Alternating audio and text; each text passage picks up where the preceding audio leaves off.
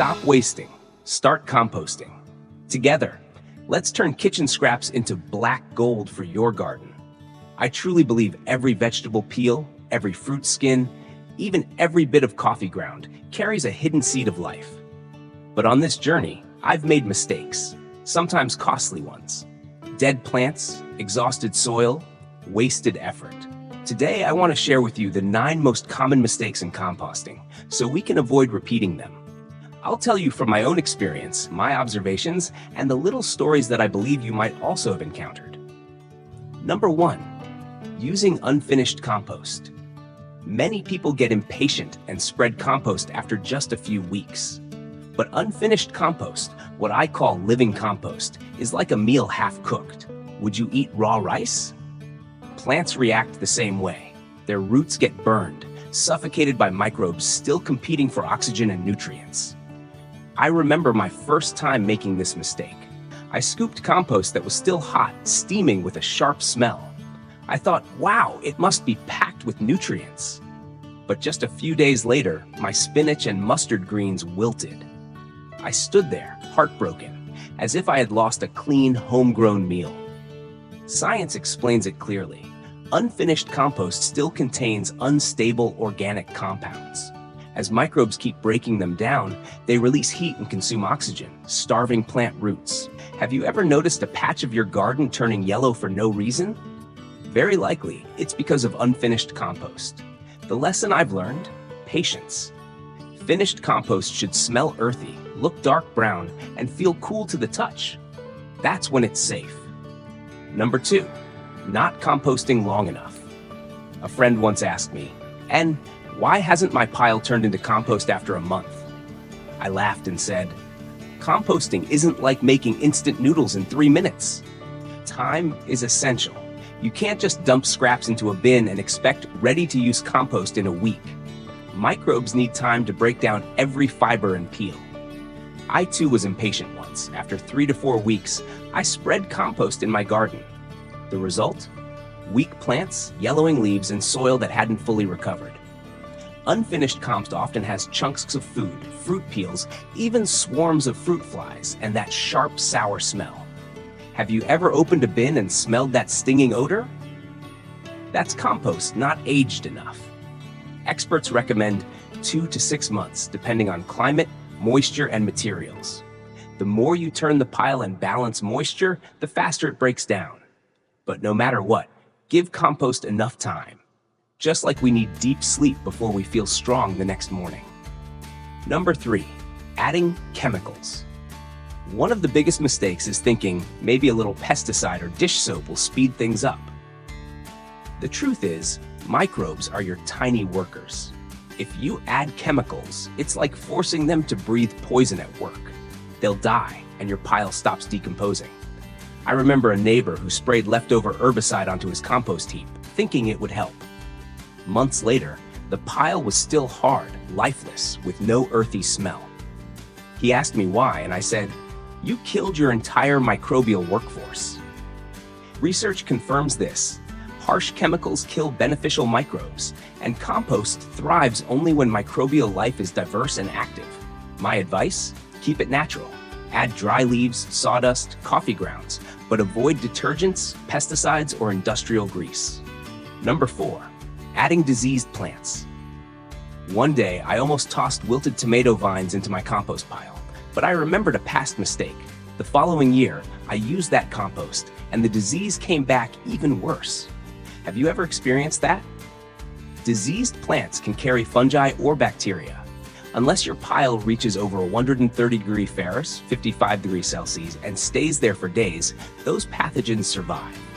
In home composting, it's hard to maintain that heat consistently. The result, spreading disease back into your garden. Research shows that hot composting can kill weed seeds and pathogens, but only if managed properly. At home, I prefer to keep my pile clean. I either bury diseased plants separately or dispose of them safely. That way, I don't accidentally reintroduce problems into my garden. Number 5, adding dog or cat waste. If you have pets, you might wonder, can I compost their waste? The answer is absolutely not. Pet waste often contains parasites and harmful bacteria like E. coli or Salmonella. I know someone who tried. His compost looked fine after a few months, but after using it on leafy greens, his family ended up sick with food poisoning. Doctors traced it back to contaminated produce. A painful lesson.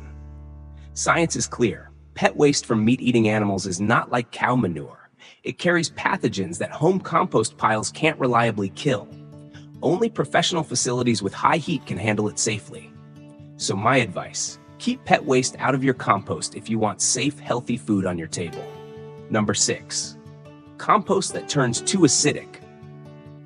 One morning, I opened my bin and got hit with a sour vinegar-like smell. I knew immediately, my compost was too acidic. This happens when we add too many wet scraps, like fruit peels and leftovers, without balancing them with dry materials like leaves or cardboard. Anaerobic microbes take over, producing acids. Think of soil that's too acidic as a stomach under constant heartburn. Plants can't absorb nutrients, roots get stressed, leaves yellow. I once lost a whole bed of greens because I neglected the balance. The fix? Add carbon-rich materials, dry leaves, straw, shredded cardboard. And don't forget to turn the pile. Oxygen helps restore balance. To me, compost is like life. It needs balance between wet and dry, giving and receiving, hot and cool. When balanced, it becomes fertile humus. When not, it becomes toxic. Number 7, compost that's too salty. Here's a mistake few think about: salty compost. I once heard a retired couple say they poured fishy wash water and soy sauce leftovers into their compost, thinking it added nutrients. But their plants wilted. The compost had simply become too salty. Salt draws water out of plant roots, dehydrating them. Leaves curl, roots shrivel. I too once dumped shrimp shells into my pile without rinsing. The result? A bed of water spinach died within a week. The solution? Limit salty materials, like leftovers heavy in salt, fish sauce, or seafood scraps. If you must use them, rinse first or dilute before adding. Remember, compost is a living ecosystem, not a trash bin. Too much of anything turns into poison.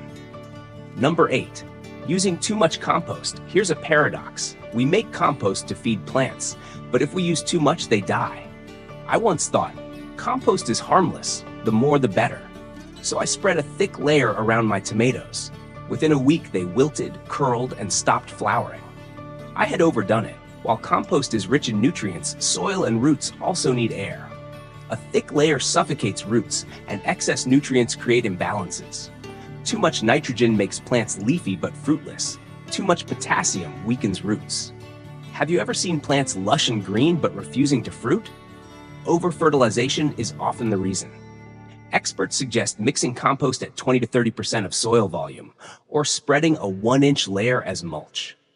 I treat compost like seasoning. Salt, pepper, sugar. Just enough makes a dish delicious. Too much ruins it. Plants are no different. Number 9, not listening to your soil and plants. The last mistake isn't technical. It's about mindset. Sometimes we follow formulas blindly and forget to listen.